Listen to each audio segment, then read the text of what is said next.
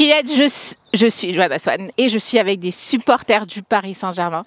Alors vous êtes venus voir qui en particulier? Sakina Karchaoui. Mais Weps. Tout le monde. Tout le monde. Donc vous êtes des grands fans du supporter du PSG ou que de la section féminine? Les deux. Les deux. Les deux. Les deux. Les deux. Donc, alors pour ceux qui ne savent pas, on est jeudi et hier soir, un moment magique. La qualification en finale de la Ligue des Champions. Et maintenant, dimanche, ce sera les playoffs. Est-ce que vous serez au parc? Oui. Malheureusement, non, je pourrais pas être là. Devant la télé alors? Ouais, devant la télé, oui. Donc vous allez soutenir les filles justement dimanche au parc. Vous venez régulièrement voir les joueuses à la sortie des entraînements. Combien de temps vous passez à les attendre pour essayer d'avoir une photo? Parce que des fois elles s'arrêtent, des fois elles s'arrêtent pas. Comment ça se passe? Moi, c'est la première fois. Minimum 2 heures. Minimum 2 heures. Oui. Triette, c'est Jonathan. Je suis actuellement avec deux supporters du Paris Saint-Germain, Valérie et Honoré. On a passé toute l'après-midi ensemble à attendre les joueuses justement à la sortie au campus.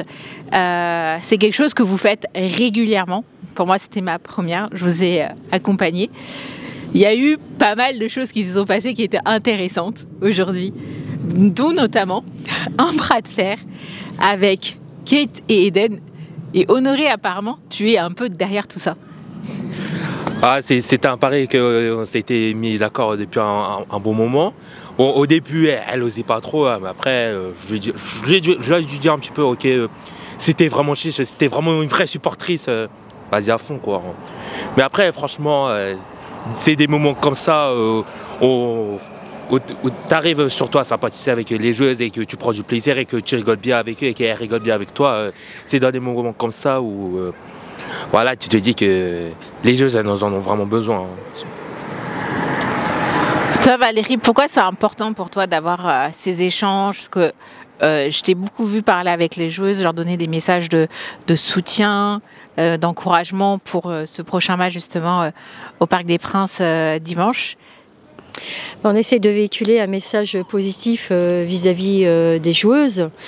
Et c'est vrai que là, c'était une opportunité d'avoir cet échange avec elles, leur donner un petit peu la motivation, le moral et surtout le sourire, en parlant un petit peu avec les joueuses, mais ne pas exclusivement les considérer comme des joueuses, mais comme des humains à part entière.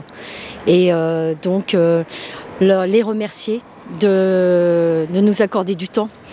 D'accorder du temps, comme je disais à Sakina Karchaoui, d'accorder du temps aux enfants, parce que ce sont des modèles pour les jeunes qui veulent devenir footballeurs ou footballeuses professionnelles, et récolter un petit peu des petits conseils de leur part, et puis avoir un échange dans un climat un peu apaisé, faire des petites blagues pour détendre l'atmosphère, et je trouve que c'est très très important, autant pour nous que pour les joueuses.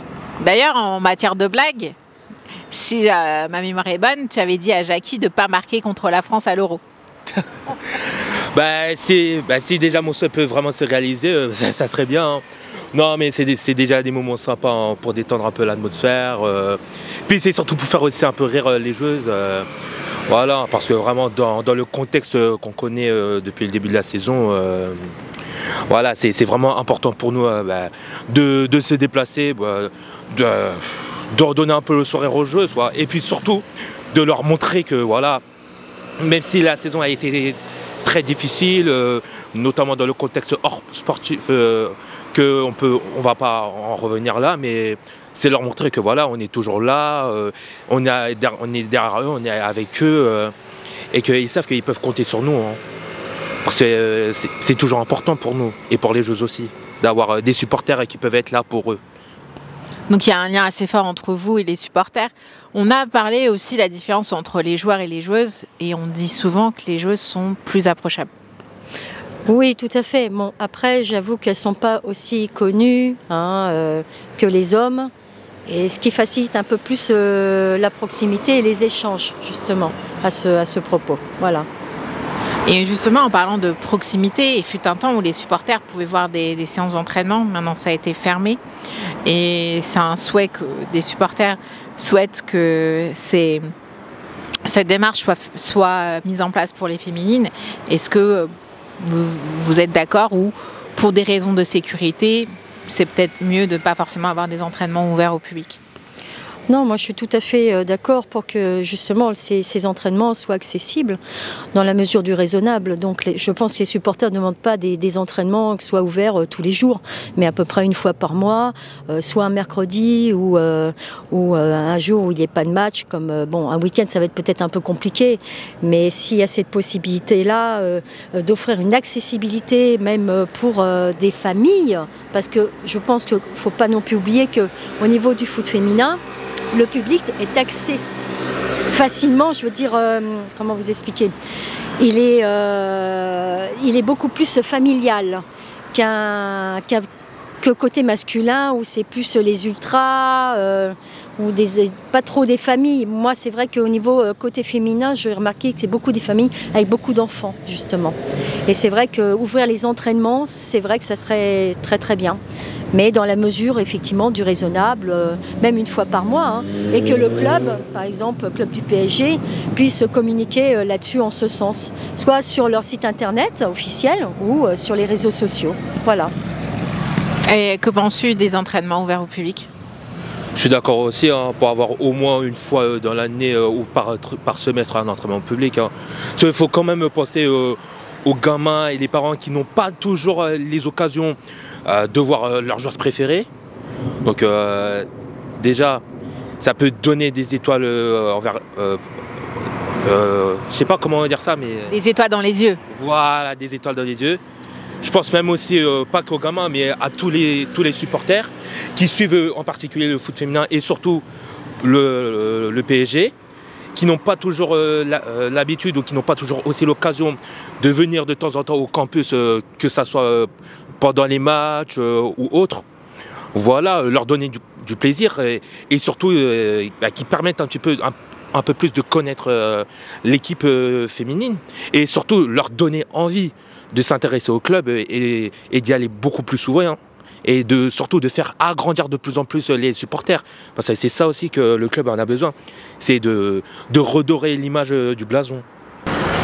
Et je voulais aussi préciser que c'était une opportunité de connaître d'autres joueuses, parce qu'effectivement, tout le monde connaît Elisa, Sakina, Grace ou Marie-Antoinette, mais ne connaissent pas les autres joueuses étrangères.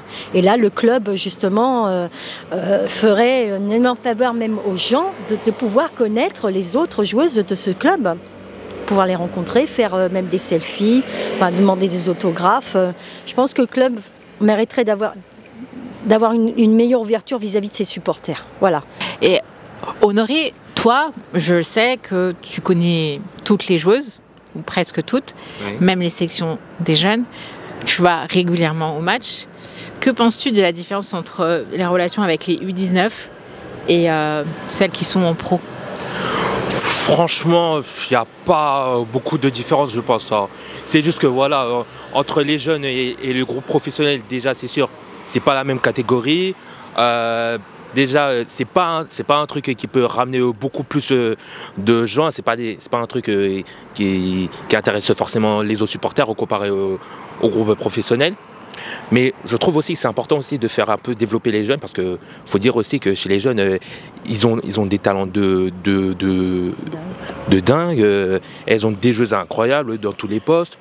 Donc je pense que aussi, faire développer les jeunes aussi, c'est surtout les encourager à devenir, pourquoi pas dans l'avenir, professionnels. Hein. C'est ça aussi qui rêverait.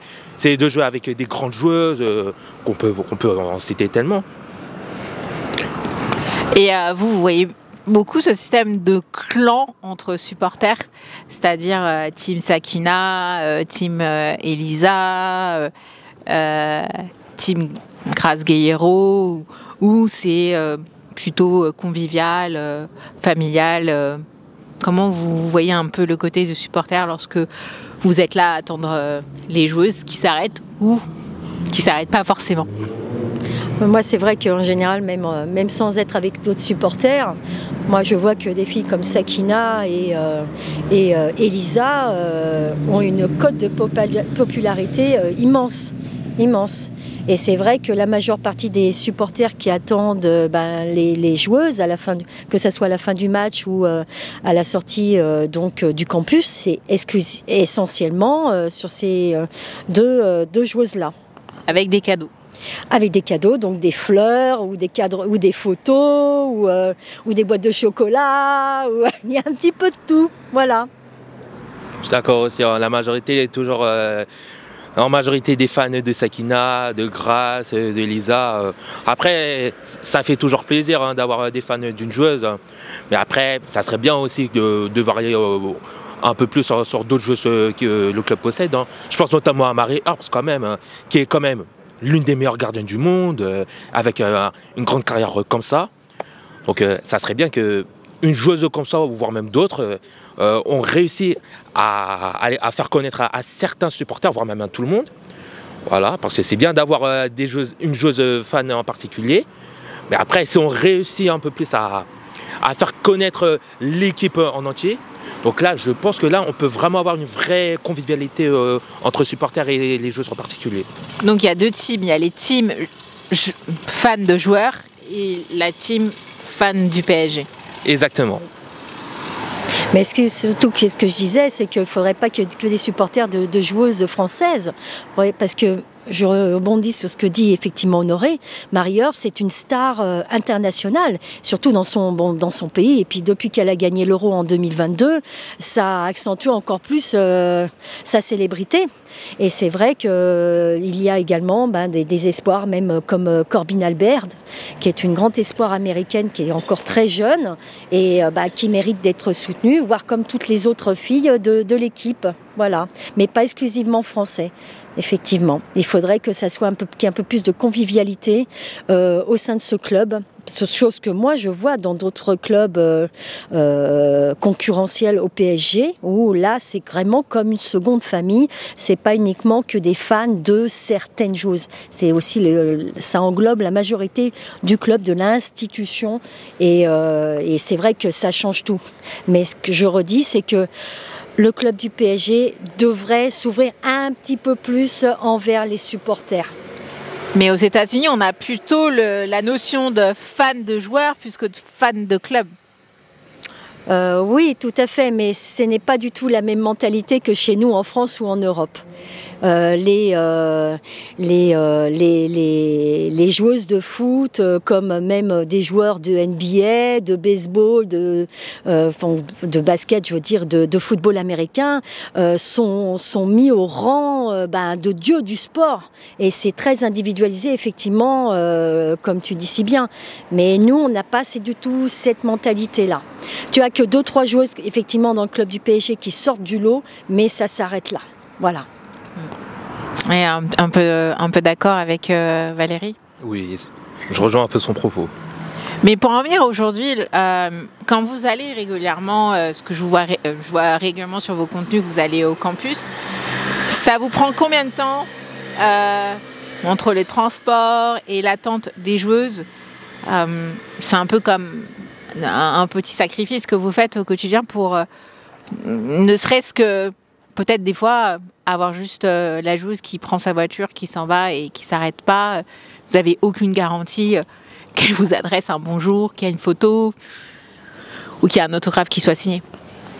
Bon, en général, déjà pour le temps d'attente au campus après les entraînements, minimum 2 heures.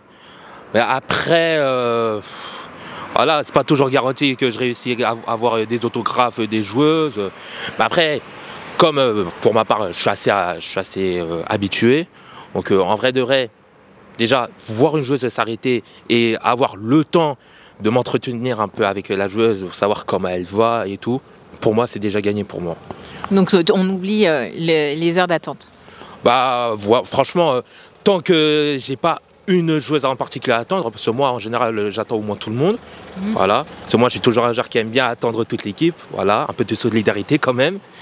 Mais voilà, dès que je vois quelques joueuses, elles s'arrêtent et que j'arrive à prendre mon temps avec eux, pour moi, c'est ce qui compte le plus. Après, pour des demandes d'autographes, pour moi, c'est que du bonus. L'essentiel pour moi, c'est prendre du plaisir et puis c'est tout. Rien que le fait d'apercevoir la joueuse, lui dire bonjour, c'est déjà quelque chose d'exceptionnel.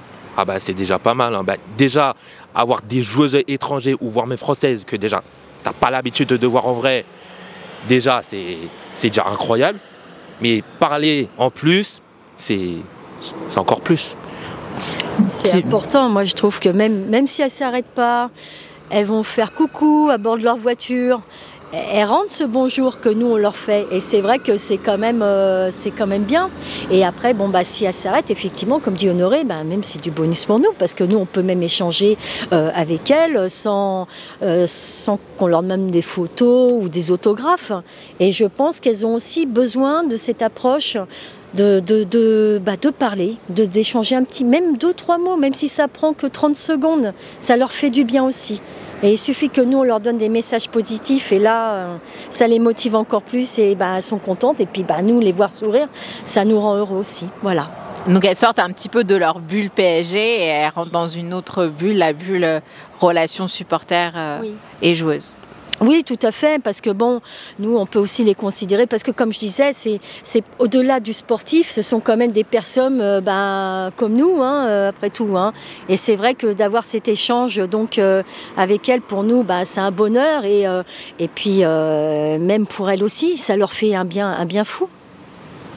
En tout cas, je vous remercie et merci de votre détermination parce que c'est un plaisir de passer une journée avec vous. Et de voir comment vous faites pour patienter justement entre les joueuses. Combien de fois vous êtes parti récupérer ce fameux ballon dans les buissons? Je me pose vraiment la question, est-ce que vous faites souvent des jeux comme ça entre vous? Parce que comme vous êtes souvent les mêmes qui viennent régulièrement supporter les joueuses, c'est à peu près les mêmes têtes. On commence à créer des liens entre supporters. En général, je suis pas trop de jeux de ballon de mon côté, donc ça faut demander aux autres. Non, mais sinon, pour ma part, moi je reste dans ma bulle. Hein. Après, si jamais je croise des gens, qui aiment en particulier le PSG et qui surtout qui veulent s'intéresser au foot féminin, moi je fais de mon mieux, voilà, pour les convaincre, parler un petit peu le déroulement, comment ça se passe, voilà, et franchement ça leur fait plaisir. Et c'est bien surtout le fait d'attendre les joueuses et que tu vois, tu croises d'autres fans, tu arrives à créer un lien. Et c'est ça qui est bien. Genre, tu trouves pas toujours... Enfin, c'est vrai, ok, le foot masculin, il est un peu plus au-dessus, ok. Mais avoir déjà des gens qui aiment le foot féminin et qui s'intéressent beaucoup et qui regardent beaucoup le foot féminin, pour moi, c'est déjà incroyable. Genre, tu peux parler de tout, raconter tes expériences et tout. Pour moi, c'est déjà génial. Et j'espère vraiment que, bon, c'est un autre sujet, mais dans l'avenir, on puisse le faire grandir de plus en plus, quoi. Et toi Valérie, comment tu trouves cette relation justement entre supporters qui ne se connaissaient pas de base et qui soutiennent ces mêmes choses et qui se revoient régulièrement, presque chaque semaine? Ah mais moi je trouve ça fantastique et c'est vrai que c'est un peu comme une nouvelle aventure. C'est vrai que chaque jour qu'on va au campus pour découvrir, pour essayer d'attendre des joueuses, on voit des nouvelles personnes, on discute avec elles, on fait connaissance et on se lie d'amitié. Et je trouve ça super. Et c'est ce qui nous rend un petit peu plus forts. Et puis après, on peut se retrouver sur des échanges, soit sur WhatsApp ou sur les réseaux. Et ensuite, même se revoir par la suite. On se dit, tiens, je vais à tel match. Est-ce que tu comptes venir? Oui. Puis, oui ou non. Enfin, après, s'ils nous répondent, après, on se met ensemble en tribune et puis on encourage. Voilà. On voit aussi que vous prenez beaucoup de photos et de vidéos entre vous pour vous les envoyer. Genre, il y a quelqu'un qui va prendre une photo, une autre qui va prendre une vidéo pour que la personne puisse avoir un maximum de souvenirs avec sa joueuse. Donc, je vois beaucoup ce côté entraide entre supporters. C'est un peu de la solidarité, mais c'est surtout naturel pour nous parce que c'est de la convivialité, de l'échange. Et on a envie de partager ce bonheur avec des gens qui, par exemple, pour la première fois, vont voir des joueuses de près. On a envie de leur faire plaisir. Et puis ces personnes-là, forcément, vont nous le rendre. Vont nous envoyer des photos, des vidéos. C'est cet échange et je trouve ça magique. C'est toujours un moment d'émotion, surtout. Surtout quand on voit... Voilà, qu'on essaie au maximum de les aider, voilà, pour les aider justement à avoir une approche capitale avec les joueuses, surtout si elles ont une joueuse en particulier. Voilà, hein. Et après se remémorer les souvenirs, se dire bah voilà, ce jour-là on a vu telle ou telle joueuse, voilà, on fait comme un petit débriefing en disant ouais, c'est tellement beau, et si on se refaisait ça soit demain ou un tel ou tel jour, c'est toujours un beau moment qu'on passe, quoi. Et puis tu as des joueuses aussi tu as des gens chez nous, des fois qui sont avec nous, qui n'osent pas aller voir les joueuses. Donc nous, on les pousse, on les emmène avec nous directement. Et puis après, il y a... ces personnes-là sont naturelles avec les joueuses, et puis au départ ils sont impressionnés, et puis après à partir du moment où ils prennent une photo, une petite vidéo, ça détend l'atmosphère, commence à parler. Non, c'est très important, moi je dis encore cet échange entre supporters et joueuses, et j'espère que ça continuera, que ça ne s'arrêtera pas là.